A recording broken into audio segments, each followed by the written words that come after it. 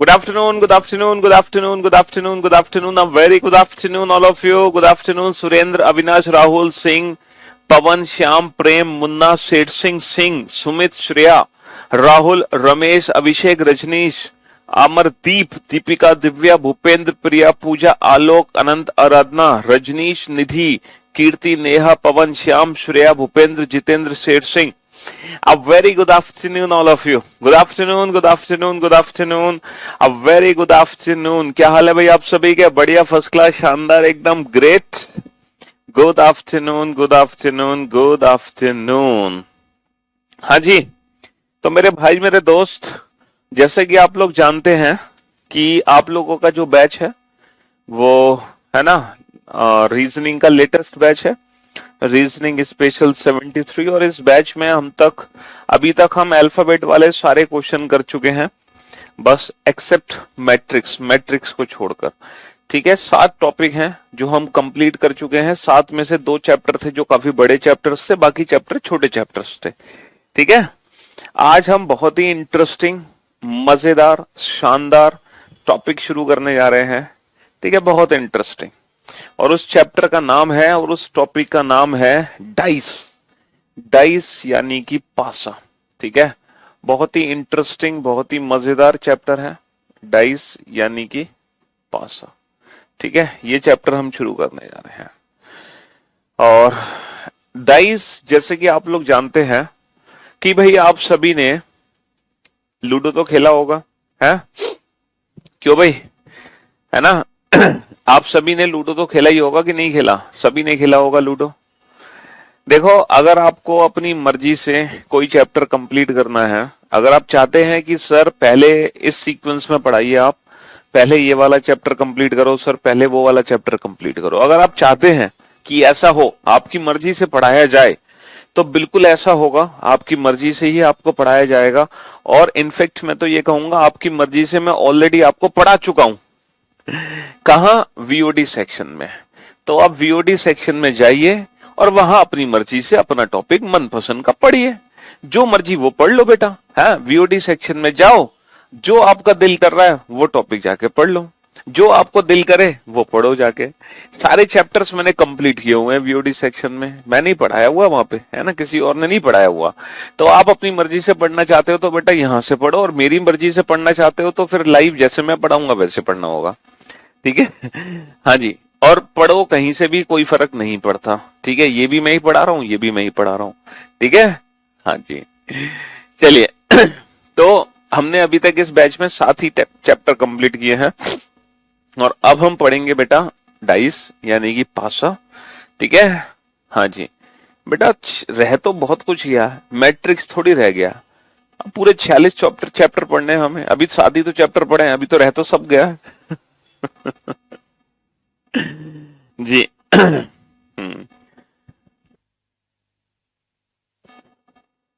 एक दिन में सब खत्म कर दिया हमने बेटा. वीओडी सेक्शन में हमने एक दिन में आपको सब कुछ पढ़ा दिया, एक ही दिन में. आप वीओडी सेक्शन में जाके सब पढ़ लो.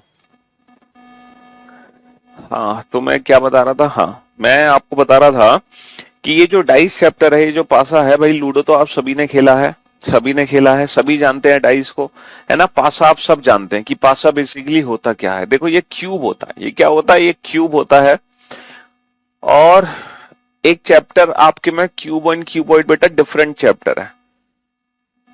पहले हम पढ़ेंगे डाइस, उसके बाद हम पढ़ेंगे क्यूब एंड क्यूबॉइड. ये दोनों ही डिफरेंट चैप्टर हैं, लेकिन डाइस बेसिकली क्यूब ही होता है. डाइस क्या होता है? क्यूब यानी कि एक घन, जिसमें टोटल कितनी सरफेस होती है. अगर मैं सरफेस की बात करूं डाइस में, किसी भी डाइस को जब हम देखते हैं, किसी भी डाइस को जब हम देखते हैं तो हमें कितनी सरफेस दिखाई देती है?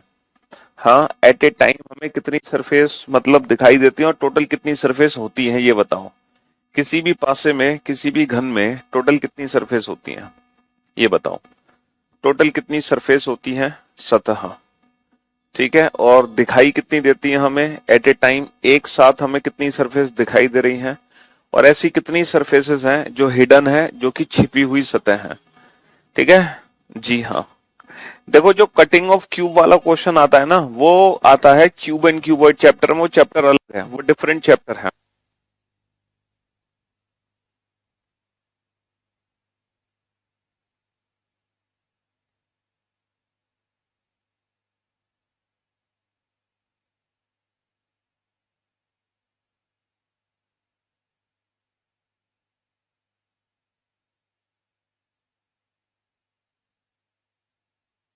हाँ जी, तो मेरे भाई मेरे दोस्त,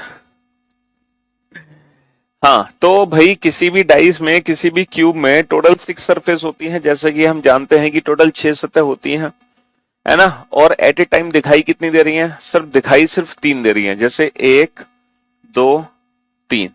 कितनी सरफेस दिखाई दे रही है? सरफेस सिर्फ 3 दिखाई दे रही है। और छिपी हुई सतह कितनी है सर? ऑब्वियस सी बात है, 3 सरफेस दिखाई दे रही है, और 3 सरफेस है छिपी हुई, 3 सरफेस है हिडन सरफेसेस, ठीक है। हाँ जी, तो मेरे दोस्त मेरे भाई, ये जो हिडन सरफेसेस हैं ये कौन कौन सी सरफेस हैं? हाँ, ये जो हिडन सरफेस है ये कौन कौन सी सरफेस है? सर एक सरफेस है जो हमें दिखाई दे रही है, वो कौन कौन सी सरफेस है? वो है 1 2 3। मान लो एक डाइस है और इस पासे पर 1 से लेकर 6 तक की संख्याएं अंकित है। ये एक ऐसा डाइस है जिस पर 1 से लेकर 6 तक की संख्याएं अंकित हैं।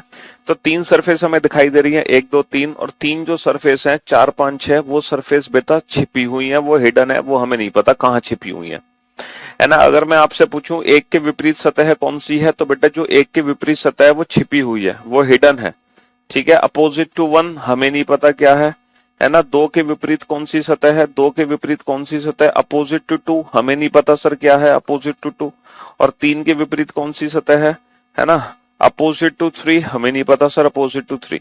तो ये जो 3 सरफेस है ना, ये तो हमें दिखाई दे रही हैं, और ये जो इनके अपोजिट सरफेस हैं बेटा, यही सरफेस है छिपी हुई, यही सरफेस है छिपी हुई हिडन, जो कि हमें आइडेंटिफाई करनी है। तो इस चैप्टर में हमारा काम क्या है? हिडन सरफेसेस को आइडेंटिफाई करना, ठीक है। इस चैप्टर में हमारा काम क्या है?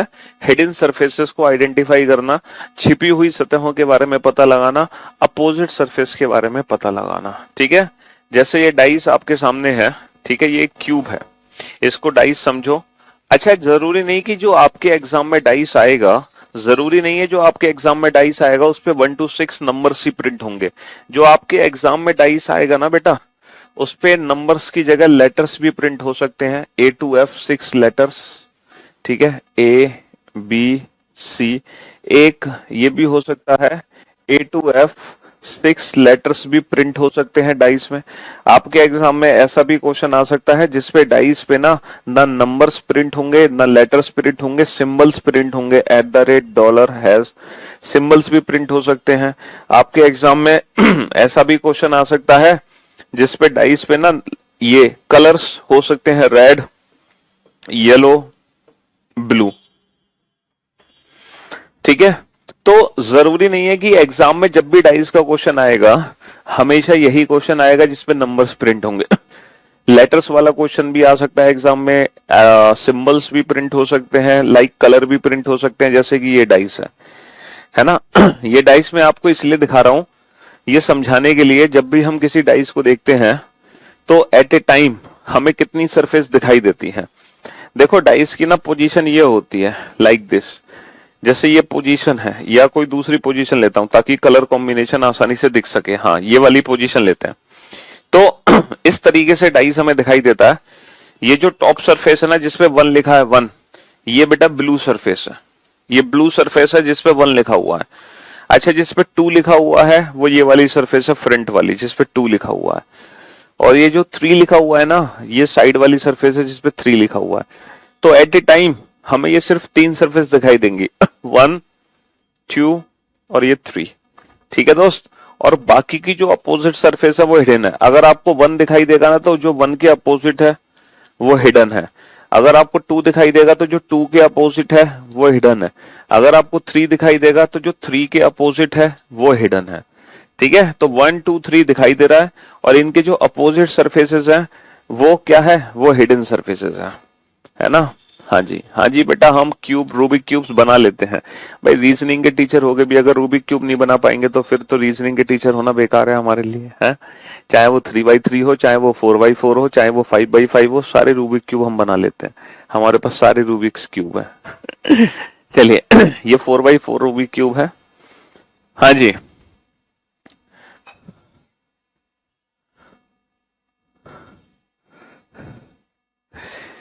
तो अच्छा, एग्जाम में जब डाइस का क्वेश्चन आएगा तो ये जरूरी नहीं है कि एग्जाम में हमेशा 1 फिगर क्वेश्चन ही आपको देखने को मिले। अब एग्जाम में क्वेश्चन किस तरीके से आ सकता है, देखो एग्जाम में है ना, पहला जो केस बनता है वो बनता है जब आपका क्वेश्चन वन फिगर हो, मतलब आपके क्वेश्चन में डाइस की सिर्फ एक ही सिंगल फिगर हो और उसी फिगर से रिलेटेड आपसे क्वेश्चन पूछे जाए। दूसरा केस क्या बनेगा, जब एक ही डाइस को आपको दो अलग अलग तरीके से दिखाया जाए, मतलब डाइस एक ही है लेकिन उसके दो फिगर्स आपके सामने हो, एक ही डाइस को दो अलग अलग तरीके से आपको दिखाया जाए, यह है दूसरा केस। जैसे फॉर एग्जाम्पल पहला केस क्या बनेगा, पहला केस कि एक डाइस है, ठीक है, और इस डाइस की 6 सरफेस हैं, 3 सरफेस हमें दिखाई दे रही है और इनपे कुछ भी नंबर्स लिखे हुए हैं 1 3 5, और इस फिगर से रिलेटेड कोई क्वेश्चन आपसे पूछा जाएगा। अच्छा दूसरा केस क्या बनेगा, दूसरा केस कुछ इस प्रकार बनेगा कि एक डाइस है और इस डाइस को हमने जब पहली बार देखा तो हमें नंबर दिखाई दिए 1 2 3, और इसी डाइस को हम दोबारा देख सकते हैं किसी और एंगल से, किसी और तरीके से, या डाइस को घुमा देंगे तो हम इसी डाइस को दोबारा देखेंगे तो हमें जो नंबर्स दिखाई देंगे वो दिखाई देंगे 4 5 6। तो कहने का मतलब है कि जरूरी नहीं है कि एग्जाम में हमेशा वन फिगर वाला ही क्वेश्चन आएगा, एग्जाम में वो एक ही डाइस को दो बार आपके सामने रख सकता है, एक ही डाइस को दो अलग अलग तरीके से आपको दिखा सकता है, ठीक है। तो 2 फिगर क्वेश्चन भी हमारे एग्जाम में आ सकता है। अच्छा केस थर्ड क्या बनेगा, तीसरा केस क्या बनेगा कि जब आपके एग्जाम में ना मोर देन 2 फिगर वाले क्वेश्चन आए, मतलब आपके एग्जाम में वो क्वेश्चन आए जिसमें डाइस की 2 से ज्यादा फिगर बनी हो, 2 से ज्यादा फिगर, यानी कि 3 फिगर का क्वेश्चन, 4 फिगर का क्वेश्चन, 5 फिगर का क्वेश्चन, यानी कि एक ही पासे को हो सकता है 3 बार दिखाएं आपको, 4 बार दिखाएं या 5 बार दिखाएं, मोर देन 2 फिगर क्वेश्चन भी आ सकता है। और चौथा केस क्या बनेगा बेटा, चौथा केस बनेगा ओपन डाइस। ओपन डाइस यानी कि खुला हुआ पासा, है ना, डाइस खुला हुआ हो सकता है जिसको फोल्ड करके हम पासा बना सकते हैं। अब आप सोच रहे होंगे सर ये ओपन डाइस क्या चीज है खुला हुआ पासा क्या होता है, ठीक है। जैसे मैंने आपको अभी डाइस की शेप दिखाई थी बेटा, है ना, मैंने आपको अभी डाइस की शक्ल दिखाई थी ना, डाइस की शक्ल कि डाइस क्या होता है। तो भाई देखो ये होता है ओपन डाइस ये होता है खुला हुआ पासा। अगर मैं इस फिगर को फोल्ड करता हूं तो ये फोल्ड करके ना बेटा डाइस की शेप देगा मुझे, ठीक है। जैसे ये फिगर कैसे फोल्ड होगा, लाइक दिस, ये फिगर देखो, ये फिगर फोल्ड होते ही डाइस की शेप बन गया ना। तो एग्जाम में ओपन डाइस के क्वेश्चन भी आते हैं। अब जरूरी नहीं है कि ओपन डाइस में सिर्फ यही एक फिगर है, ओपन डाइस में बहुत सारी फिगर्स होती हैं, हम सारी फिगर्स पढ़ेंगे, वो सारी फिगर्स जिनको फोल्ड करने पर डाइस बन जाएगा, मैं सारी फिगर्स आपको कराऊंगा जिनमें से एक एग्जाम्पल आपके सामने था, ठीक है। और केस 5 हम पढ़ते हैं language based question. Language based question यानी कि भाषा पे आधारित प्रश्न, यानी कि वो क्वेश्चन जिन क्वेश्चंस में ना तो ये वाली फिगर दी जाएगी ना ही ओपन डाइस की कोई फिगर होगी, सिर्फ एक लैंग्वेज लिखी होगी, भाषा लिखी होगी और उसी को पढ़ के हमें अपने प्रश्नों के उत्तर देने हैं। तो आपके एग्जाम में जब डाइस का क्वेश्चन आएगा तो ये टोटल 5 केस बनते हैं, या तो 1 फिगर क्वेश्चन आएगा पेपर में, या 2 फिगर आएगा, या मोर देन 2 फिगर, ओपन या लैंग्वेज, ठीक है। अब मेरा एक छोटा सा क्वेश्चन आप लोगों से है कि ये जो 2 फिगर क्वेश्चन है बेटा, ये बताओ जब हमने एक ही डाइस को दो अलग अलग एंगल से देखा तो हमें बेटा एक भी सरफेस कॉमन दिखाई नहीं दे रही, देयर इज नो कॉमन, यहाँ पे हमें कुछ भी कॉमन दिखाई नहीं दे रहा। बताओ क्या कुछ कॉमन दिखाई दे रहा है, सर यहाँ पे एक भी सरफेस हमें कॉमन दिखाई नहीं दे रही। तो क्या ये जरूरी है कि जब भी हम डाइस की 2 फिगर देखेंगे हमेशा दोनों फिगर में हमें एक भी सरफेस कॉमन दिखाई ना दे, है, इज इट कंपल्सरी? सर ये तो जरूरी नहीं है। बताओ क्या ये जरूरी है कि जब भी हम डाइस को दो अलग अलग एंगल से देखें तो एक भी सरफेस हमें कॉमन दिखाई ना दे? सर ये जरूरी नहीं है। सर ऐसा भी हो सकता है जब हम डाइस की दो अलग अलग मतलब एक ही डाइस को सर अगर हम 2 बार देखें तो सर ऐसा भी हो सकता है दूसरी बार देखने पे एक ऐसी सरफेस है जो हमें दोबारा दिखाई दे, है ना, ये भी तो हो सकता है। There is only one common. तो सर यहाँ पे दूसरा केस बन सकता है when there is only one common, जब हम एक ही डाइस को 2 बार देखें तो हमें हो सकता है एक सरफेस सामान्य हो, एक सरफेस कॉमन दिखाई दे। और क्या बन सकता है बेटा, और क्या बन सकता है? सर ऐसा भी हो सकता है जब आप एक ही डाइस को 2 बार देखो सर ऐसा भी हो सकता है जब आप एक ही डाइस को दो बार देखो तो आपको दो सरफेस कॉमन दिखाई दे, जैसे लाइक दिस। ये भी हो सकता है सर आपको दो सरफेस कॉमन दिखाई दे when there are only two common, जब आपको दो सरफेस कॉमन दिखाई दे। और क्या केस बन सकता है, एक बच्चा कह रहा है सर ऐसा भी तो हो सकता है जब तीनों सरफेस कॉमन हो। हाँ, ऐसा भी तो हो सकता है सर जब तीनों सरफेस कॉमन हो, जैसे नंबर दिखाई दिए 1 2 3 और यहां भी देखा तो 1 2 3। मेरे भाई मेरे दोस्त अगर अगर अगर तीनों सरफेस कॉमन है ना, अगर तीनों सरफेस कॉमन है तो ये टू फिगर क्वेश्चन नहीं कहलाएगा, ये वन फिगर क्वेश्चन नहीं कहलाएगा, क्योंकि ये दोनों फिगर सेम है बेटा। फिर ये टू फिगर क्वेश्चन नहीं कहलाएगा, ये क्वेश्चन वन फिगर ही कहलाएगा। समझ रहे हो चीजों को? तो कहने का मतलब क्या है, कहने का मतलब ये है कि अगर एग्जाम में टू फिगर का क्वेश्चन आएगा तो टू फिगर के अंदर भी कितने केस बनेंगे सर? टू फिगर के अंदर भी तीन केस बनेंगे। टू फिगर के अंदर तीन केस बनेंगे, नो कॉमन वाला केस, वन कॉमन वाला केस और टू कॉमन वाला केस।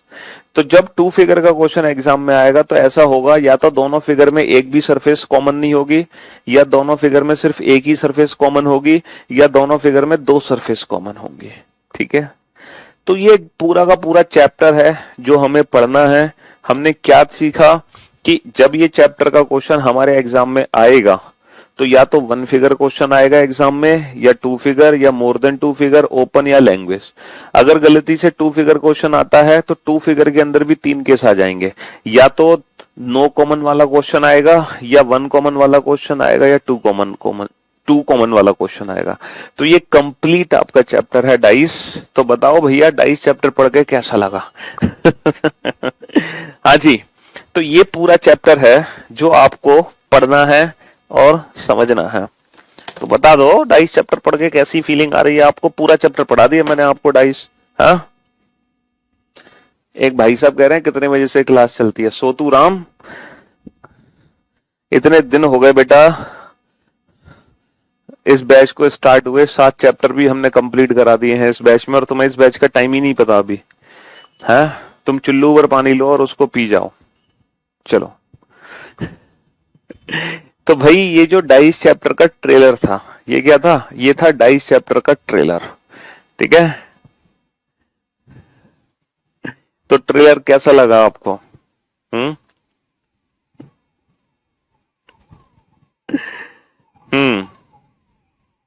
अच्छा था ट्रेलर? बेटा ये सिर्फ मूवी का ट्रेलर था, अभी मूवी स्टार्ट नहीं हुई। ये सिर्फ ये चैप्टर का इंट्रोडक्शन है कि इस पूरे चैप्टर में होने क्या वाला है ना? इस पूरे चैप्टर में क्या होने वाला है, क्या हम पढ़ने वाले हैं, ये पूरी इमेज आपके दिमाग में मैंने प्रिंट करा दी। ठीक है, चलिए। तो अल्टीमेटली हमें क्या सीखना है इस चैप्टर में? हमें सीखना है, क्या सीखना है हमें सीखना है अपोजिट सरफेसेस के बारे में कैसे पता लगाते हैं। हमें सीखना है कि कौन सी सरफेस के अपोजिट कौन सी सरफेस होगी, अपोजिट सरफेसेस को कैसे हम आइडेंटिफाई करेंगे। ठीक है, हमें अपोजिट सरफेसेस को पता लगाना सीखना है। ठीक है, अपोजिट सरफेसेस के बारे में पता लगाना सीखना है। ठीक है, ये हमें इस चैप्टर में सीखना है। भाई साहब कह रहे हैं डाइस बनाना तो सिखा दो। अरे मेरे भाई अगर आप ये नहीं बना पा रहे हो ना तो इसकी जगह वाई बना लो, वाई। ये भी एक डाइस का काम करेगा, जैसे @ डॉलर और हैश। अगर आप ये नहीं बना पा रहे हो तो वाई बना के काम चला लो, बट ऐसा ना हो गया आज पूरी क्लास तुम्हारे डाइस बनाने में ही निकल गई। ठीक है, है?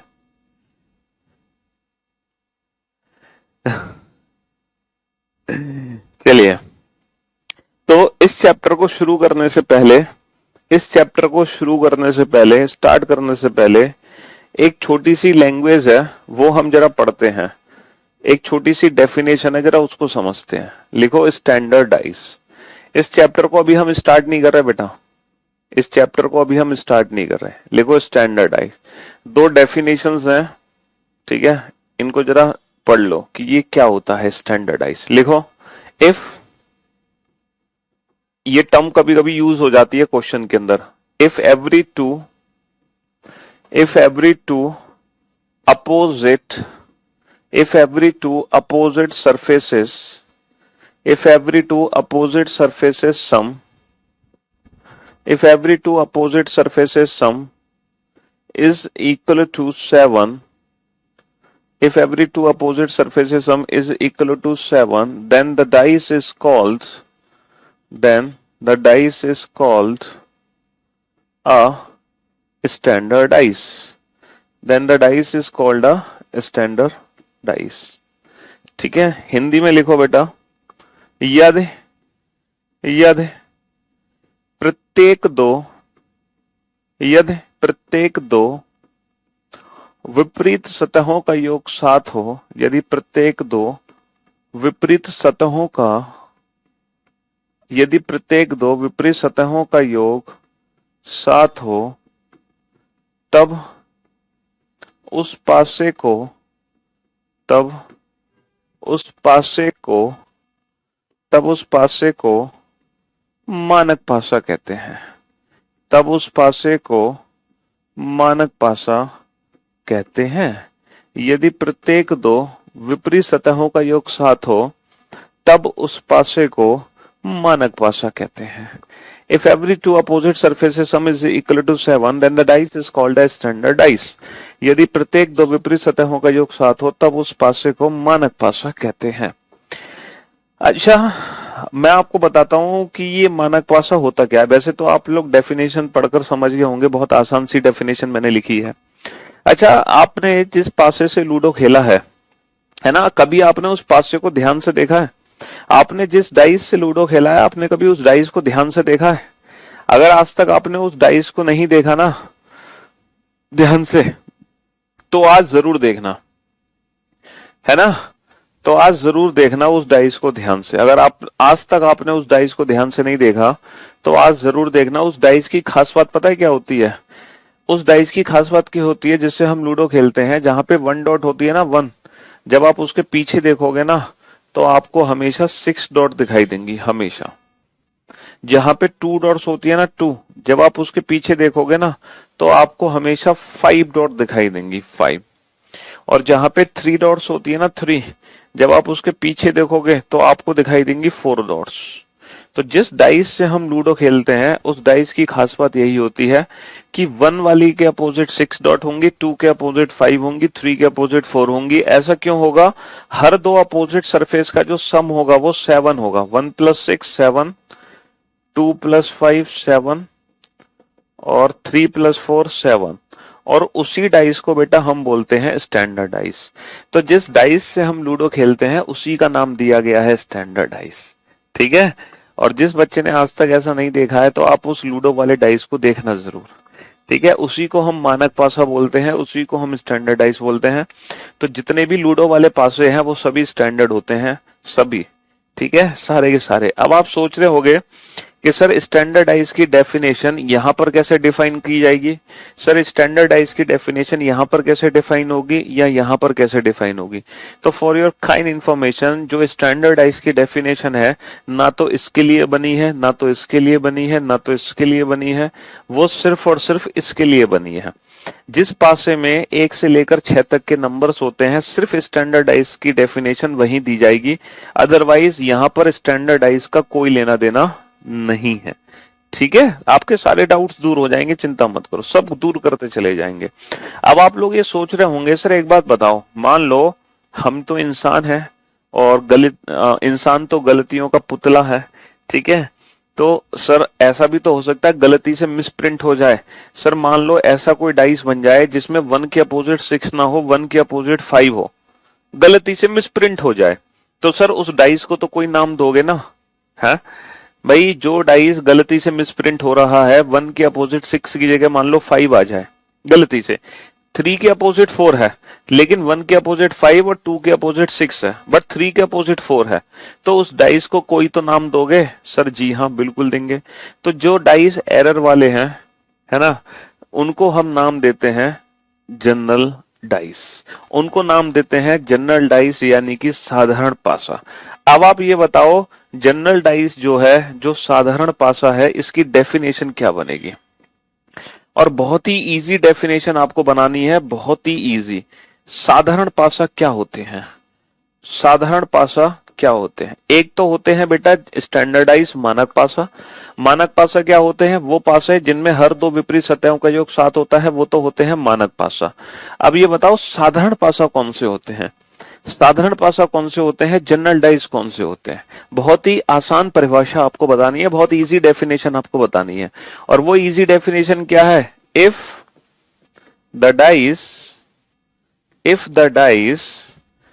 is not standard, if the dice is not standard, then it is called a general dice. खत्म कहानी। बताओ इससे ज्यादा आसान परिभाषा आपको मिलेगी? हिंदी में लिख लो, यदि पासा मानक नहीं है, यदि पासा मानक नहीं है तब उस पासे को, यदि पासा मानक नहीं है तब उस पासे को साधारण पासा कहते हैं। सीधी सी बात है, सम फम का कोई लेना देना नहीं है। यदि पासा मानक नहीं है, यदि पासा मानक नहीं है तब उस पासे को साधारण पासा कहते हैं। यदि पासा मानक नहीं है तब उस पासे को एक साधारण पासा कहते हैं। क्योंकि मानक की पहचान आपको है, समझ रहे हो? तो अगर आपका पासा मानक नहीं है तो वो एक साधारण पासा होगा, सीधी सी बात है। और बहुत ही इजी है स्टैंडर्ड और जनरल डाइस को पहचानना। मान लो एक डाइस है जिसमें 1 के अपोजिट 6 है, 2 के अपोजिट 5 है और 3 के अपोजिट 4 है। एक ऐसा पासा है, ठीक है? तो ये जो डाइस है इसको क्या नाम दोगे? और एक डाइस है जिसमें 1 के अपोजिट 5 है, 2 के अपोजिट 6 है और 3 के अपोजिट 4 है। इस डाइस को क्या नाम दोगे? एक ऐसा पासा है जिसमें 1 के अपोजिट 6 है, 2 के अपोजिट 4 है और 3 के अपोजिट 5 है। इस पासे को क्या नाम दोगे? एक ऐसा पासा है जिसमें 1 के अपोजिट 5 है, 2 के अपोजिट 4 है और 3 के अपोजिट 6 है। इस पासे को क्या नाम दोगे?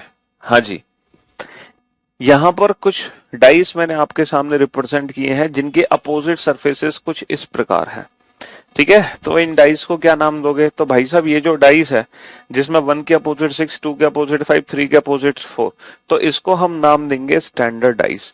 सिर्फ यही एक ऐसा पासा है जो कि एक मानक पासा है, ठीक है बेटा? ये मानक पासा नहीं हो सकता। सिर्फ 3 के अपोजिट 4 होने से काम नहीं चलेगा, 2 के अपोजिट 5 भी होना चाहिए, 1 के अपोजिट 6 भी होना चाहिए। तो ये एक जनरल डाइस है, ये एक साधारण पासा है। क्यों? क्योंकि ये मानक नहीं है।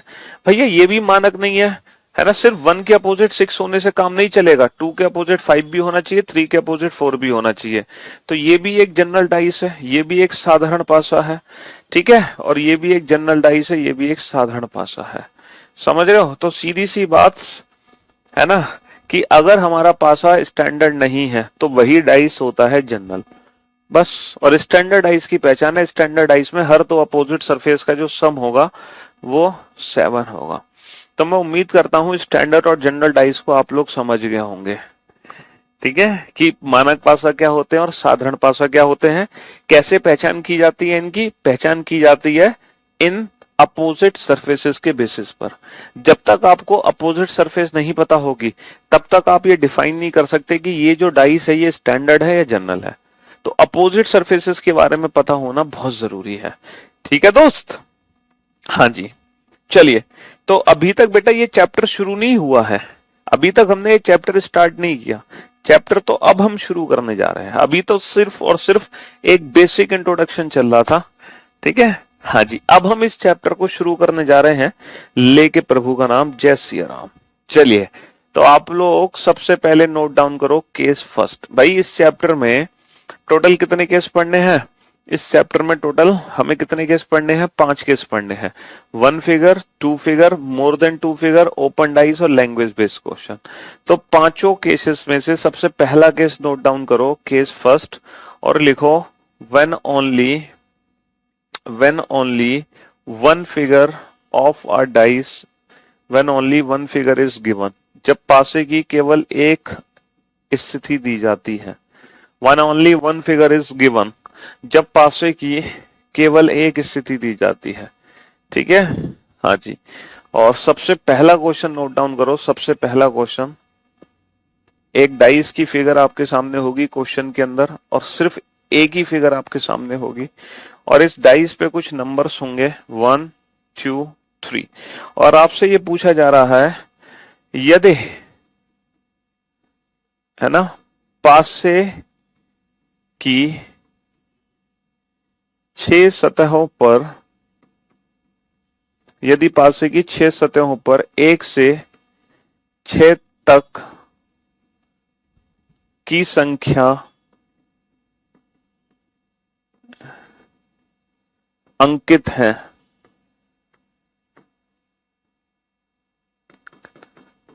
तब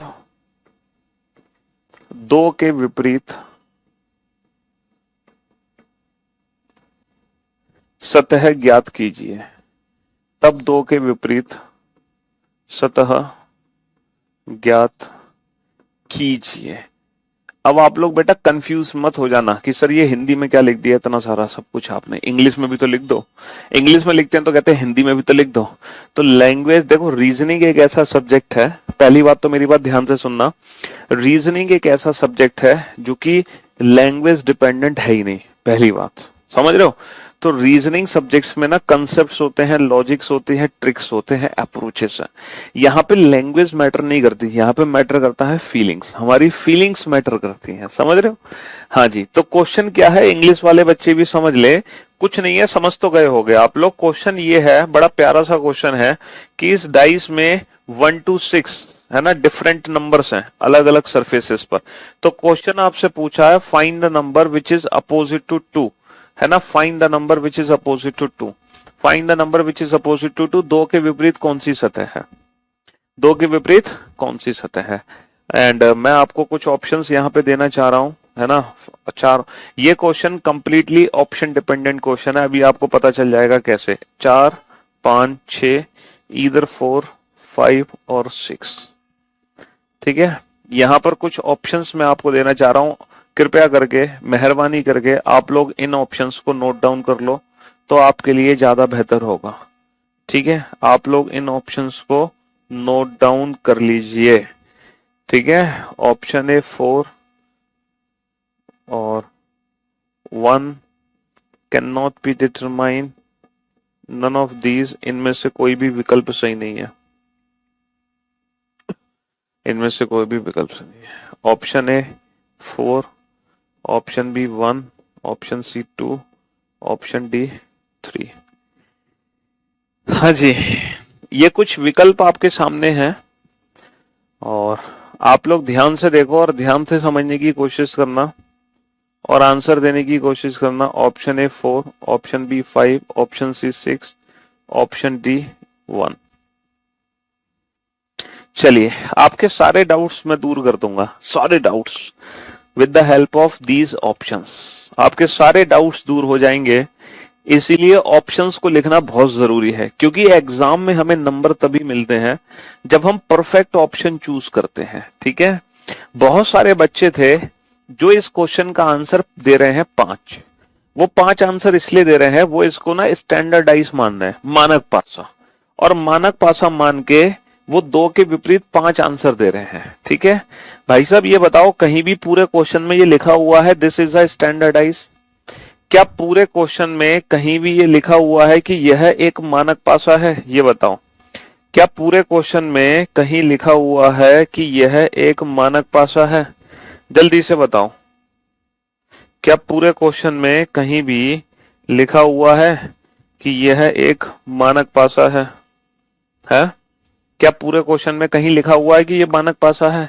नहीं लिखा हुआ ना। जब क्वेश्चन में लिखा नहीं हुआ कि दिस इज अ स्टैंडर्डाइज, तो आपने इसको स्टैंडर्डाइज मान कैसे लिया?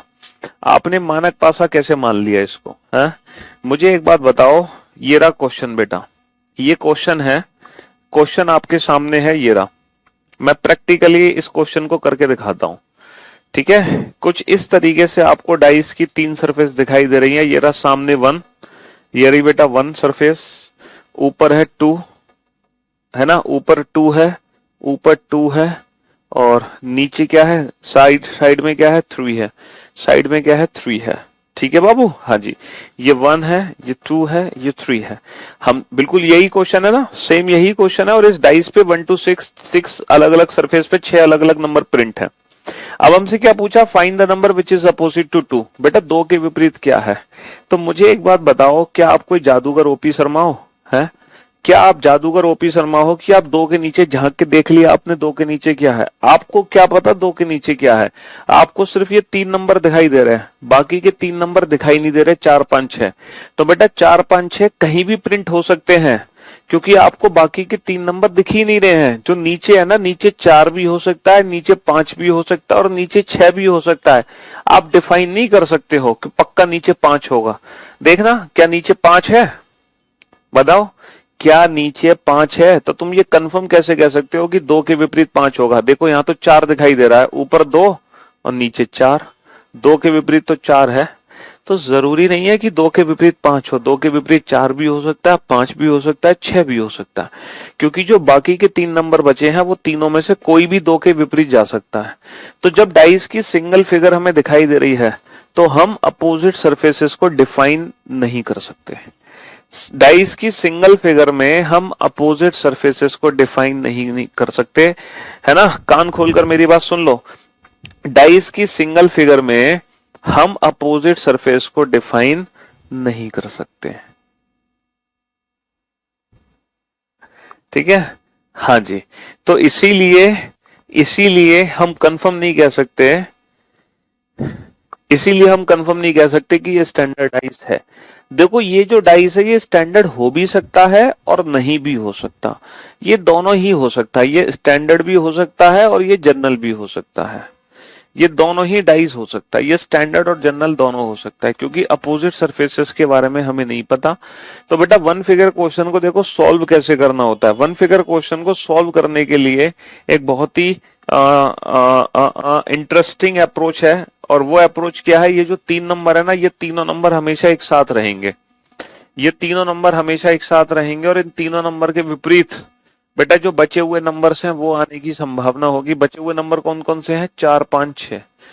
तो 1 2 3 के विपरीत 4 5 6, 4 5 6 के विपरीत 1 2 3। तो हमसे क्वेश्चन क्या पूछा था? Find the number which is opposite to 2। तो 2 के विपरीत बेटा 4 भी हो सकता है, 5 भी हो सकता है, 6 भी हो सकता है।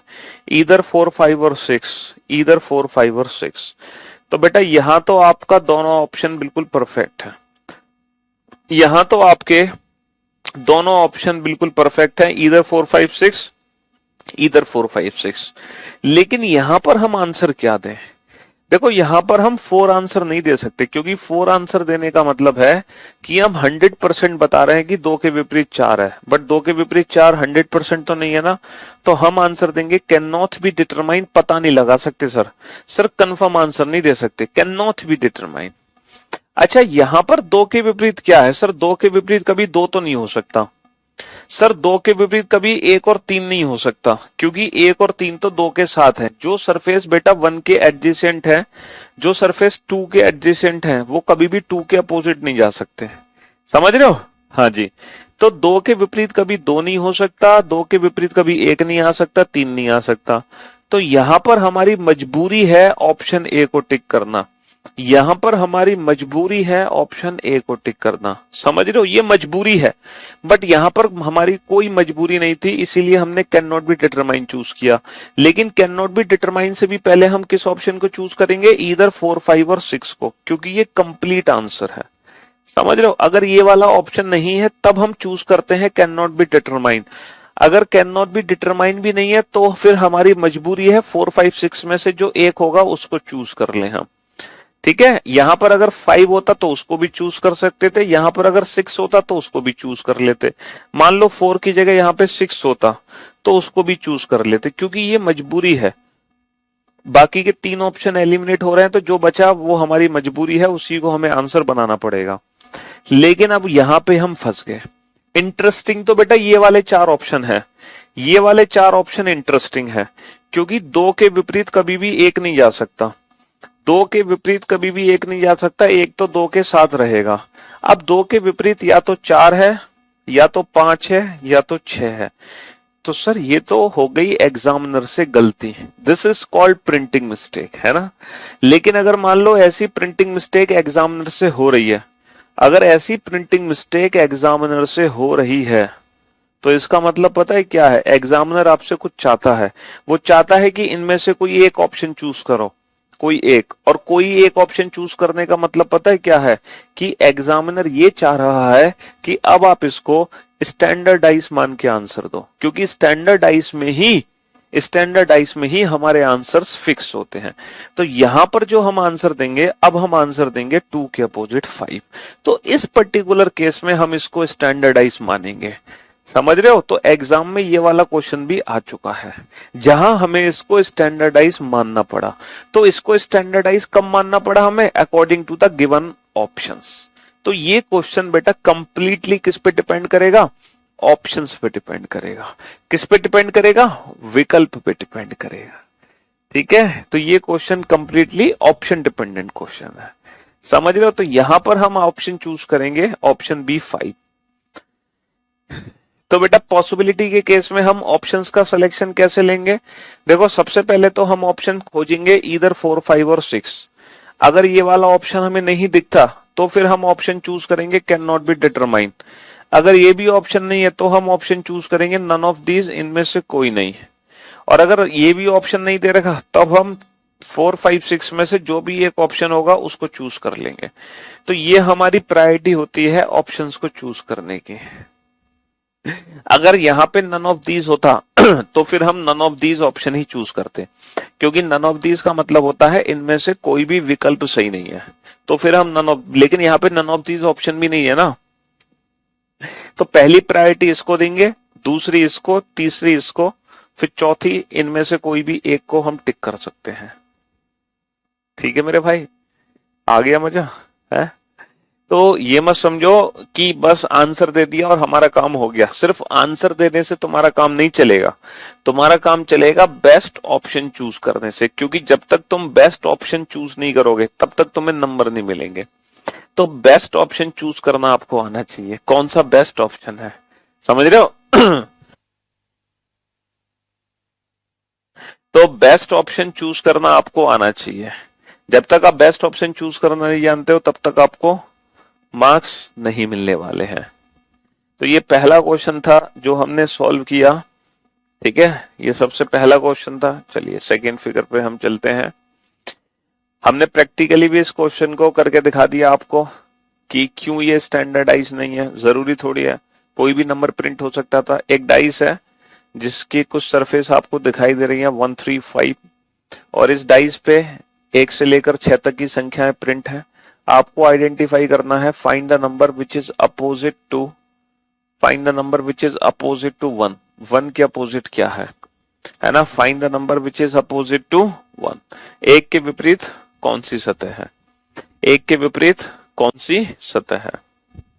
Find the number which is opposite to 1। Find the number which is opposite to 1। 1 के विपरीत कौन सी सतह है? यार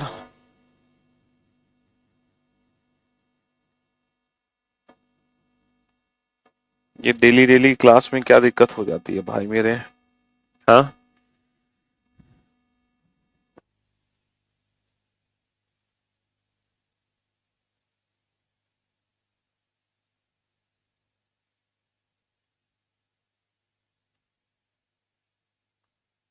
find number which is opposite to 1।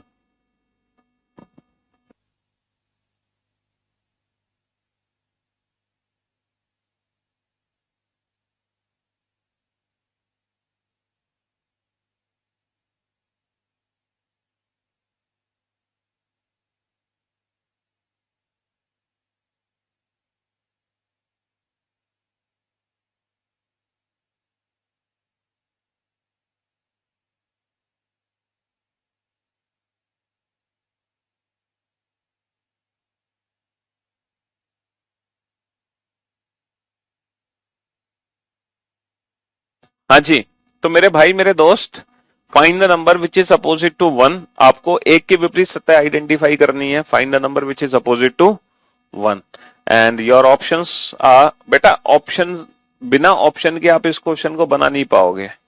ठीक है, 1 के विपरीत क्या होगा आपको बताना है। 1 के विपरीत 4 है, एक के विपरीत 5 है, एक के विपरीत 6 है, या 4 5 6 में से कोई भी आ सकता है एक के विपरीत, है ना। ऑप्शन ए एक के विपरीत 4 है, एक के विपरीत 5 है ना, एक के विपरीत सॉरी 4 5 6 में से कुछ भी आ सकता है, या एक के विपरीत कैन नॉट बी डिटरमाइन है, या फिर एक के विपरीत है नन ऑफ दीज, इनमें से कोई भी विकल्प सही नहीं है। देखो नन ऑफ दीज का मतलब होता है जब इनमें से कोई भी विकल्प सही ना हो। एक के विपरीत 4 है, एक के विपरीत 6 है, एक के विपरीत है 3, एक के विपरीत है कैन नॉट बी डिटरमाइन, पता नहीं लगा सकते, या फिर एक के विपरीत है नन ऑफ दीज, इनमें से कोई भी विकल्प सही नहीं है, इनमें से कोई भी विकल्प सही नहीं है। एक के विपरीत बेटा 4 है, एक के विपरीत 3 है, एक के विपरीत 5 है, या एक के विपरीत है नन ऑफ दीज, इनमें से कोई भी विकल्प सही नहीं है, इनमें से कोई भी विकल्प सही नहीं है। बताओ 1 के अपोजिट 4 है, 1 के अपोजिट 3 है, 1 के अपोजिट 5 है, या 1 के अपोजिट खुद 1 है। ठीक है, 1 के अपोजिट 4 है, 1 के अपोजिट 5 है, 1 के अपोजिट 6 है, या 1 के अपोजिट खुद 1 है। बताओ, मैंने इतने सारे ऑप्शंस यहाँ पे लिख दिए कि एक भी सिंगल डाउट आपका बच नहीं सकता। मैंने सारे के सारे क्वेश्चंस ले लिए, यहाँ पे सारे के सारे क्वेश्चन ले लिए, हाँ जी, कि एक भी सिंगल डाउट आपका बच नहीं सकता। ठीक है बेटा, 1 से लेकर 6 तक की संख्याएं प्रिंट है इस डाइस में। ठीक है, 1 से लेकर 6 तक की संख्याएं प्रिंट है इस डाइस में, और आपको आइडेंटिफाई करना है 1 के अपोजिट क्या है। ठीक है, चलिए, तो जैसे कि अभी थोड़ी देर पहले हमने डिस्कस किया था कि डाइस की अगर एक सिंगल फिगर हमारे सामने हो, अगर डाइस की एक सिंगल फिगर हमारे सामने हो तो अपोजिट सरफेसेस को हम आइडेंटिफाई नहीं कर सकते। अगर डाइस की सिंगल फिगर, तब हम कैसे आंसर देते हैं, ये जो 3 सरफेस है ना, ये हमेशा एक साथ रहेंगे, ये जो 3 सरफेस हैं ये हमेशा एक साथ रहेंगी, और इन 3 सरफेस के अपोजिट बेटा बाकी की 3 सरफेस हो सकती हैं। बाकी की 3 सरफेस कौन सी बच गई बेटा, 2 4 6। बाकी की 3 सरफेस कौन सी बच गई, 2 4 6। बाकी की 3 सरफेस बच गई 2 4 6। भाई ये जो डाइस है क्या है, ये मतलब एक सिंगल फिगर है, इसका मतलब ये 3 नंबर हमेशा एक साथ रहेंगे, और इन 3 के विपरीत बाकी की 3 सरफेस हो सकती हैं 2 4 6। हमसे क्या पूछा, find the number which is opposite to 1। अच्छा, हमसे गलती हो गई, ये 2 4 6 है, हमने 4 5 6 ले लिए ऑप्शंस। बेटा 4 5 6 नहीं लेना है, यहाँ पे एक छोटी सी गलती हमसे हुई है, हमें लेना है 2 4 6, है ना। हमें जो ऑप्शंस चूज करने हैं वो चूज करने हैं 2 4 6। हमसे एक छोटी सी गलती हो गई, 2 4 6 ऑप्शन चूज करना है, हमें ऑप्शन चूज करना है 2 4 6।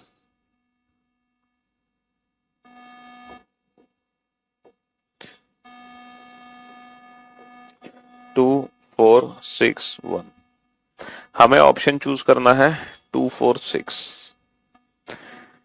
ठीक है, तो मेरे भाई मेरे दोस्त, हमें आइडेंटिफाई करना है find the number which is opposite to 1। 1 के अपोजिट क्या है ना, हमें क्या आइडेंटिफाई करना है, 1 के अपोजिट क्या है। तो मेरे दोस्त 1 के अपोजिट क्या है, तो 1 के अपोजिट जो सरफेस है वो 2 भी हो सकती है, 4 भी हो सकती है, और 6 भी हो सकती है। हम डिफाइन नहीं कर सकते सर कौन से है, बट 2 4 6 में से कोई भी हो सकती है। Option D is the right answer. भाई 1 के अपोजिट 2 भी आ सकता है, 4 भी आ सकता है, 6 भी आ सकता है, हम परफेक्ट आंसर नहीं दे सकते। ठीक है, हाँ जी भाई, 1 के अपोजिट 2 4 6 में से कोई भी हो सकता है, डेफिनेट आंसर हम नहीं दे सकते। अब यहाँ पे आंसर क्या देंगे सर, यहाँ पर इधर 2 4 6 वाला ऑप्शन तो मिला नहीं, तो हम यहाँ पर ऑप्शन चूज करेंगे can not be determine. Sir यहाँ पर इधर 2 4 6 का ऑप्शन है नहीं, सर यहाँ पे कैन नॉट बी डिटरमाइन का ऑप्शन भी नहीं है, तो हम यहाँ पर जो ऑप्शन चूज करेंगे वो चूज करेंगे नन ऑफ दीज, इनमें से कोई नहीं। यहाँ पर हम कौन सा ऑप्शन चूज करेंगे, नन ऑफ दीज, इनमें से कोई नहीं। अच्छा, यहाँ पर देखो सर यहाँ पर 1 के अपोजिट 3 5 तो हो नहीं सकते, 1 के अपोजिट 3 5 नहीं हो सकते, क्यों, क्योंकि ये तो 1 के साथ है। तो जो सरफेस बेटा 1 के साथ है वो तो 1 के साथ ही रहेंगे, तो 1 के अपोजिट कभी भी 3 5 नहीं होगा सर, 1 के अपोजिट कभी भी 1 नहीं होगा। तो according to the given option, option A is the right answer. यहां पर हमारी मजबूरी है इस ऑप्शन को चूज करना। सर 1 के अपोजिट 1 तो नहीं हो सकता, तो यहां पर हमें ना 2 4 6 में से कोई एक ऑप्शन चूज करना है। हमें 2 4 6 में से कोई एक ऑप्शन चूज करना है, समझ रहे हो, है ना। 2 4 6 में से कोई एक ऑप्शन चूज करना है, यानी कि एग्जामिनर चाह रहा है कोई एक ऑप्शन दो। तो ये मत समझना कि ये प्रिंटिंग मिस्टेक है, बेटा ये प्रिंटिंग मिस्टेक नहीं है। इसको हम क्या मान लेंगे, इसको हम स्टैंडर्डाइज मान के आंसर देंगे। तो अब हम 1 के अपोजिट क्या आंसर देंगे, अब हम 1 के अपोजिट 6 आंसर देंगे। तो इसको स्टैंडर्डाइज कब माना जाएगा, इसको स्टैंडर्डाइज तब माना जाएगा जब ऑप्शन की डिमांड होगी, जब ऑप्शन की डिमांड होगी। बेटा यहां पर नन ऑफ दीज का मतलब होता है इनमें से कोई भी ऑप्शन सही नहीं है, क्योंकि ये परफेक्ट ऑप्शन नहीं है, ये भी परफेक्ट ऑप्शन नहीं है, ये भी परफेक्ट ऑप्शन नहीं है। ये सिर्फ एक पॉसिबिलिटी है बट परफेक्ट ऑप्शन नहीं है। तो हम पॉसिबिलिटी के हिसाब से आंसर नहीं दे रहे हैं, इनमें से कोई भी विकल्प सही नहीं है। जो परफेक्ट ऑप्शन है वो है ईदर 2 4 और 6। ठीक है, तो मैं उम्मीद करता हूं सारे डाउट्स आपके दूर हो गए होंगे। ये सिर्फ एक पॉसिबिलिटी है। यहां पर पॉसिबिलिटी को चूज क्यों किया गया है, यहां पर पॉसिबिलिटी को इसलिए चूज किया गया है क्योंकि बाकी के जो ऑप्शंस है वो 100% फॉल्स हैं। तो जब 100% फॉल्स है तो यहाँ पे पॉसिबिलिटी चूज कर ली हमने, वहां पे मजबूरी थी, बट यहाँ पे कोई मजबूरी नहीं है, तो नन ऑफ दीस। ठीक, हाँ जी, चलिए साहब। तो देखो मेन जो खेल है ना इस चैप्टर में वो ऑप्शन का ही है, सारा खेल बेटा ऑप्शन का ही है। ऑप्शन, बेस्ट ऑप्शन चूज करने आपको आने चाहिए, है ना, आपको बेस्ट ऑप्शन चूज करने आने चाहिए, है ना, कि कौन सा बेस्ट ऑप्शन रहेगा हमारे लिए, है ना। ये भी एक डाइस है जिसपे 1 to 6 नंबर प्रिंट है। Find the number which is opposite to 2, find the number, find the number which is opposite to 2, opposite to 2, 2 के विपरीत क्या है। अच्छा पहले आप ये भी साइड में लिख देना, 1 के विपरीत क्या है, 2 के विपरीत क्या है, 3 के विपरीत क्या है, 4 के विपरीत क्या है, 5 के विपरीत क्या है और 6 के विपरीत क्या है। पहले आप ये भी साइड में लिख दो, आप ये भी साइड में लिख दो कि 1 के अपोजिट क्या है, 2 के अपोजिट क्या है, 3 के अपोजिट क्या है, 4 के अपोजिट, 5 के अपोजिट, 6 के अपोजिट। फिर आपको आंसर देना है find the number which is opposite to 2, क्योंकि जो ऑप्शन मैं दूंगा वो इसके हिसाब से दूंगा। Find the number which is opposite to 2, है ना, ईदर 1 और 6, ईदर 3 और 5, ईदर 1 और 3, ईदर 5 और 6। जो ऑप्शंस मिलेंगे आपको इसके हिसाब से मिलेंगे। ठीक है, find the number which is opposite to 2, 3 4 5, 3 4 5 2, 3 4 5 2,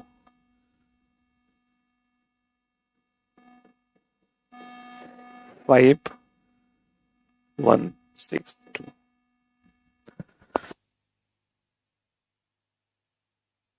हाँ जी, आप बताओ।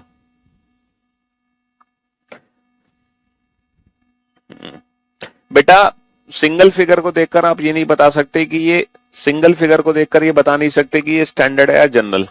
ये जो फिगर है ना ये स्टैंडर्ड भी हो सकती है और जनरल भी हो सकती है। भैया स्टैंडर्डाइज तो तभी डिफाइन हो सकता है, ये फिगर बेटा स्टैंडर्ड भी हो सकती है जनरल भी, ये फिगर स्टैंडर्ड भी हो सकती है जनरल भी, है ना। हाँ जी, सिंगल फिगर को देखकर डिसाइड नहीं कर सकते हैं, हमें अपोजिट सरफेसेस के बारे में ही पता होना जरूरी है ना। जब तक हमें अपोजिट सरफेस के बारे में पता नहीं होगा तब तक हम कुछ नहीं कर सकते। तो मेन चीज है अपोजिट सरफेसेस को आइडेंटिफाई करो, बिना उसके काम नहीं चलेगा।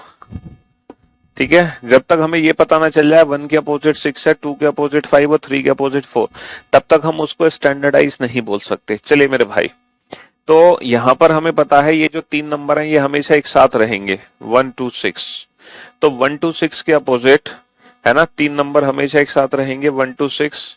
1 2 6 के अपोजिट बाकी के 3 नंबर हो सकते हैं। 1 2 6 के अपोजिट बाकी के 3 नंबर आने की संभावना है 3 4 5। तो हमसे पहला क्वेश्चन क्या पूछा, find the number which is opposite to 1, then your answer will be either 3 4 और 5। Find the number which is opposite to 2, then your answer will be either 3 4 और 5। Find the number which is opposite to 3, भैया 3 के विपरीत क्या होगा, 3 के विपरीत 4 5 नहीं होगा, क्योंकि 4 5 तो 3 के साथ है, 3 के विपरीत होगा 1 2 6, either 1 2 or 6. Find the number which is opposite to 4, either 1 2 or 6, either 1 2 or 6. Find the number which is opposite to 5, either 1 2 or 6, either 1 2 or 6. Find the number which is opposite to 6, either 3 4 or 5, either 3 4 or 5. ठीक है, अब हमसे इसमें से पूछा क्या गया है, हमसे पूछा गया है find the number which is opposite to 2. 2 के विपरीत क्या है, तो 2 के विपरीत भैया इधर 3 4 और 5, 3 4 5 में से कोई एक होगा, लेकिन 2 के विपरीत कभी भी 1 और 6 नहीं जा सकता, 2 के विपरीत कभी भी 1 और 6 नहीं जा सकता, तो ये 3 ऑप्शन एलिमिनेट हो गए. तो according to the given options option B is the right answer. भाई ऑप्शन के हिसाब से हमने चूज कर लिया.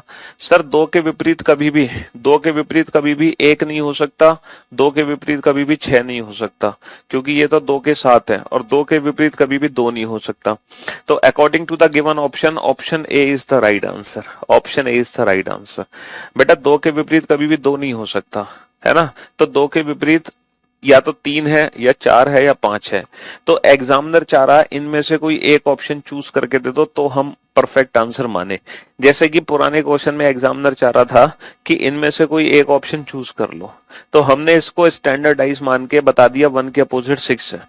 इनमें से कोई एक ऑप्शन चूज कर लो, तो हमने इसको स्टैंडर्डाइज मान के आंसर बता दिया 2 के अपोजिट 5 है. लेकिन फॉर योर काइंड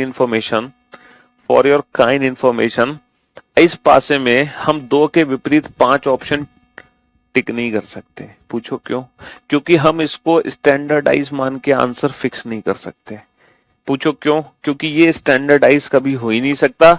ये 100% एक जनरल डाइस है. ये 100% एक जनरल डाइस है. देखो अभी तक तो हम कंफ्यूज थे, ये स्टैंडर्ड भी हो सकता है, जनरल भी हो सकता है, ये स्टैंडर्ड भी हो सकता है, जनरल भी, बट ये जो डाइस है ना, ये 100% एक जनरल डाइस है. ये 100% जनरल डाइस क्यों है? क्योंकि इस डाइस में कभी भी 1 के अपोजिट 6 नहीं जाएगा. भाई स्टैंडर्ड डाइस का मतलब है 1 के अपोजिट 6 होना चाहिए, 2 के अपोजिट 5 होना चाहिए, 3 के अपोजिट 4 होना चाहिए. तो इस डाइस में कभी भी 1 के अपोजिट 6 नहीं जा सकता, तो ये हमेशा एक जनरल डाइस रहेगा.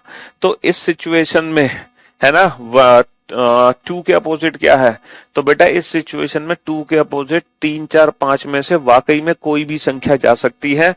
यहां पर हम इसको स्टैंडर्डाइज मान के कंफर्म आंसर 5 नहीं दे सकते, तो ये वाकई में प्रिंटिंग मिस्टेक है. This is called printing mistake.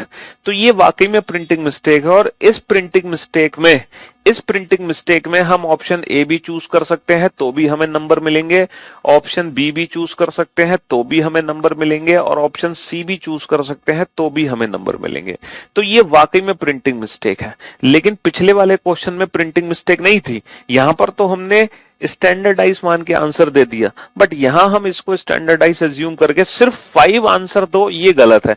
यहां पर आप ये भी ऑप्शन दोगे तो भी नंबर मिलेंगे, ये भी ऑप्शन दोगे तो भी नंबर मिलेंगे, और ये ऑप्शन दोगे तो भी नंबर मिलेंगे. ठीक है, शुक्रिया, थैंक यू सो मच. ऐसा जिंदगी में आज तक नहीं देखा ना पढ़ा. चलिए मेरे भाई, तो हम उम्मीद करते हैं कि अब आप ना परफेक्ट ऑप्शन चूज करना सीख रहे हैं कि कब कौन सा परफेक्ट ऑप्शन है, क्योंकि डाइस जो चैप्टर है ना, इस चैप्टर में सारा ऑप्शन का खेल है. अगर आप परफेक्ट ऑप्शन चूज कर लोगे तो आपको नंबर मिल जाएंगे, वरना नंबर नहीं मिलेंगे. ठीक है, तो हम सिंगल फिगर क्वेश्चन बना रहे हैं, और सिंगल फिगर में हमें यही पता चला कि सर सिंगल फिगर में हम आंसर डिफाइन नहीं कर सकते. कोई भी सरफेस किसी भी सरफेस के अपोजिट जा सकती है. ठीक है, कोई भी सरफेस किसी भी सरफेस के अपोजिट जा सकती है. यहां पर आंसर्स है ना, अपोजिट आंसर्स डिफाइन नहीं किए जा सकते. ये डाइस की एक फिगर है, और इस फिगर में A to F 6 लेटर्स हैं, 6 डिफरेंट सरफेसेस पर. आपको पता लगाना है find the letter which is opposite to C. C के अपोजिट कौन सा लेटर है. अब मैं उम्मीद करता हूं अब आप हर बार सारे आंसर परफेक्ट दोगे. अब आप लोगों का टेस्ट ले रहा हूं मैं. ठीक है, ये आप लोगों का टेस्ट है बेटा. Find the letter which is opposite to C. A B. अब मैं आपको हर टाइप के ऑप्शन दूंगा बेटा, इधर A B F, इधर A B और F,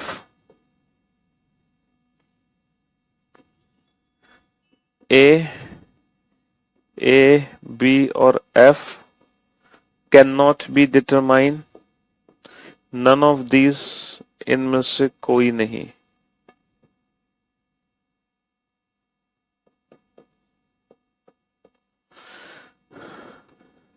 A,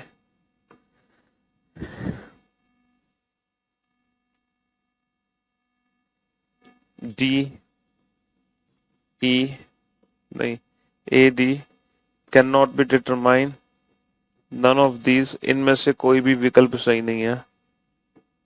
A, D, E, none of these, इनमें से कोई भी विकल्प सही नहीं है। ए, डी, ई,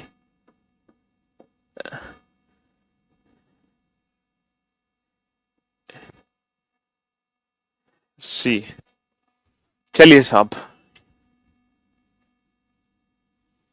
मैंने आपको सारे ऑप्शंस दे दिए, जो भी नॉलेज मैंने आपको अभी तक दी है उसके हिसाब से आपको बेस्ट ऑप्शन चूज करना है, और गलती नहीं करनी बेटा, इस बार बिल्कुल भी गलती नहीं करनी, ठीक है? हाँ जी, हर बार आपको बेस्ट ऑप्शन चूज करना है। तो अब आप समझ गए कि जब भी आपको डाइस की सिंगल फिगर गिवन होगी, जब भी आपको डाइस की सिंगल फिगर गिवन होगी, तो आप अपोजिट सरफेसेस को आइडेंटिफाई नहीं कर सकते हैं। ये 1 है, ये 1 है, और ये ऊपर वाली सरफेस पे 2 है, और यहाँ पे 3 है। आपको 3 सरफेस दिखाई दे रही हैं, आपको 1 दिखाई दे रहा है, आपको 2 दिखाई दे रहा है, आपको 3 दिखाई दे रहा है ना? लेकिन इनके जो अपोजिट सरफेस है वो आप आइडेंटिफाई नहीं कर सकते। 1 के अपोजिट बेटा 4 भी हो सकता, ये जो 1 है इसके अपोजिट 4 भी हो सकता है, 5 भी हो सकता है, 6 भी हो सकता है। तो सिंगल फिगर क्वेश्चन में आंसर डिफाइन नहीं किए जा सकते हैं, ठीक है? अब यहाँ ध्यान से देखना बेटा, 6 लेटर हैं, तो ये जो 3 लेटर है ए बी एफ, ये तीनों लेटर हमेशा एक साथ रहेंगे, ये तीनों लेटर हमेशा एक साथ रहेंगे ए बी एफ। और इन तीनों लेटर के अपोजिट बाकी के जो 3 लेटर बच गए उनके आने की संभावना है। बाकी के 3 लेटर कौन से बचे बेटा? सी, डी, ई। अब आपसे क्वेश्चन क्या पूछा है? आपसे क्वेश्चन पूछा है find the letter which is opposite to C, find the letter which is opposite to C. भाई साहब, सी के विपरीत कौन सा लेटर है? सी के विपरीत कौन सा लेटर है? तो for your kind information, for your kind information, C के विपरीत बेटा ए बी एफ में से कुछ भी हो सकता है। सी के विपरीत ए बी एफ में से कुछ भी हो सकता है। और यहाँ पर हम आंसर देंगे कैन नॉट बी डिटरमाइन, हम ऑप्शन ए को चूज नहीं करेंगे। अच्छा, यहाँ कैन नॉट बी डिटरमाइन है नहीं, तो यहाँ हम आंसर देंगे नन ऑफ दिस, हम फिर भी ऑप्शन ए को चूज नहीं करेंगे। ऑप्शन ए को चूज तो तब करेंगे जब बाकी के 3 ऑप्शन 100% गलत है, क्योंकि सी के विपरीत ना तो कभी डी आएगा ना कभी ई आएगा, क्योंकि ये दोनों सी के साथ है, ठीक है? इधर ए बी, और एक भाई साहब कह रहे हैं कि इधर ए बी एफ और कैन नॉट बी डिटरमाइन में किसको प्रायोरिटी दें। ये भाई साहब ने बहुत अच्छा क्वेश्चन पूछा है। अबे गधे, पहले ही अगर तुम ऑप्शन को ध्यान से देख लेते तो ये तुम्हारा डाउट पहले ही दूर हो जाता कि इधर ए बी एफ और कैन नॉट बी डिटरमाइन में किसको प्रायोरिटी देंगे। अब ये लिखा नहीं है, मैंने ए बी एफ को टिक किया है। तुम बिल्कुल ही गधे निकले यार, है?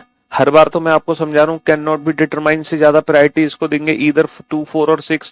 जो परफेक्ट आंसर है पहले हम उसको चूज करेंगे, अगर ये नहीं है तब हम चूज करेंगे कैन नॉट बी डिटरमाइन, ये भी नहीं है तो हम चूज करेंगे नन ऑफ दिस।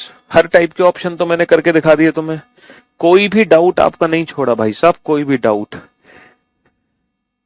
बेटा यहां पर हम ए चूज नहीं कर सकते हैं क्योंकि ये पॉसिबिलिटी है, सिर्फ और सिर्फ पॉसिबिलिटी। यहां पर ए चूज नहीं कर सकते क्योंकि ये सिर्फ और सिर्फ पॉसिबिलिटी है, संभावना। हम पॉसिबिलिटी का बेसिस पे हम इसको 100% ट्रू नहीं कर सकते। यहां पर हमारी मजबूरी है पॉसिबिलिटी वाला ऑप्शन चूज करना, यहां हमारी मजबूरी है, बट यहां हमारी ऐसी कोई मजबूरी नहीं है। कितनी बार समझाएं, मतलब नए नए बच्चे हो गए, अभी अभी क्लास ज्वाइन किया, स्टार्टिंग से ज्वाइन नहीं थे। हाँ? शुक्रिया शुक्रिया, थैंक यू सो मच। चलिए भाई, तो ये था बेटा पहला केस, जब डाइस की सिंगल फिगर होगी और सिंगल फिगर को हम डिफाइन नहीं कर सकते। अब आप बेटा दूसरा केस लिखो। When 2 figures of a single dice are given, when 2 positions of a single dice are given, जब एक ही पासे की 2 अलग अलग स्थितियां आपके सामने होंगी। अच्छा, 2 स्थिति वाले में भी ना 3 केस है, नो कॉमन, 1 कॉमन, 2 कॉमन। तो पहले हम नो कॉमन वाला क्वेश्चन करते हैं। जब एक ही पासे की दो अलग अलग स्थितियां होंगी और दोनों पासों में बेटा एक भी सतह सामान्य नहीं होगी, when there is no common. मतलब एक पासे को अब आपको दो बार दिखाया जाएगा, एक ही पासे को आपको कितनी बार दिखाया जाएगा, एक ही पासे को आपको दिखाया जाएगा दो बार। ठीक है, पहली बार जब आपने देखा तो आपको दिखाई दिए नंबर 1 2 3। पहली बार जब आपने पासा देखा तो आपको नंबर दिखाई दिए 1 2 3, और दोबारा जब आपने पासा देखा तो आपको नंबर दिखाई दिए 4 5 6। दोबारा जब आपने पासा देखा तो आपको नंबर दिखाई दिए 4 5 6। और आपसे क्वेश्चन पूछा find the number which is opposite to 2, दो के विपरीत कौन सी सतह है। Find the number which is opposite to 2, दो के विपरीत कौन सी सतह है। ठीक है, तो मेरे दोस्त मेरे भाई, इसमें आपको कोई नई ट्रिक सीखने की जरूरत नहीं है, इसमें आपको कोई नई ट्रिक सीखने की जरूरत नहीं है। पूछो क्यों?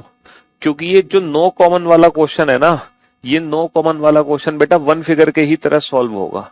ये नो कॉमन वाला क्वेश्चन बेटा वन फिगर की ही तरह सॉल्व होगा। कैसे सर? यहां पर हम डिफाइन ही नहीं कर सकते, यहां पर हम डिफाइन ही नहीं कर सकते बेटा। पहला क्वेश्चन, दूसरा, तीसरा, चौथा, चारों एक जैसे क्वेश्चन है, तो तीसरा क्वेश्चन रिपीट करवा के ओवर स्मार्ट मत बनो। ओवर स्मार्ट बनने की जरूरत नहीं है। चौथा क्वेश्चन समझ आ गया तो तीसरे में कोई डाउट हो ही नहीं सकता, क्योंकि पहले जो मैंने चार क्वेश्चन किए हैं वो चारों एक जैसे क्वेश्चन है, चारों में किसी भी क्वेश्चन में कोई अंतर नहीं है। समझे घरे? हाँ, तो यहाँ पर एक ही पासे की दो अलग अलग स्थितियां आपके सामने है। ठीक है, और एक भी सरफेस यहाँ पे कॉमन नहीं है, देयर इज नो कॉमन। तो ये जो नो कॉमन वाला क्वेश्चन है ना, ये भी बेटा वन फिगर मेथड से ही सॉल्व होगा, वन फिगर मेथड से ही सॉल्व होगा ये वाला क्वेश्चन। यहां पर भी बेटा ये जो 3 नंबर है ये हमेशा एक साथ रहेंगे, और इन 3 नंबर के विपरीत बाकी के 3 नंबर के आने की संभावना है। बाकी के 3 नंबर 4 5 6। तुम कंफर्म आंसर नहीं कह सकते कि 2 के विपरीत 100% 5 आएगा, 2 के विपरीत 4 5 6 में से कुछ भी आ सकता है। तुम 100% आंसर नहीं दे सकते कि 100% 2 के विपरीत बेटा, है ना, 100% 2 के विपरीत 5 आएगा। 2 के विपरीत 4 5 6 में से कुछ भी आ सकता है। 2 के विपरीत, है ना, आप 100% आंसर नहीं दे सकते हैं कि 2 के विपरीत पक्का 5 आएगा। आप 100% आंसर नहीं दे सकते हैं। ठीक है, हाँ जी।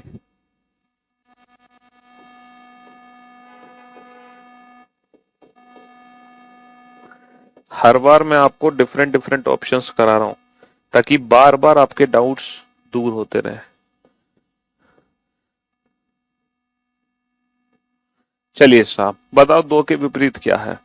बेस्ट ऑप्शन चूज करो फटाफट से, बेस्ट ऑप्शन चूज करो फटाफट से।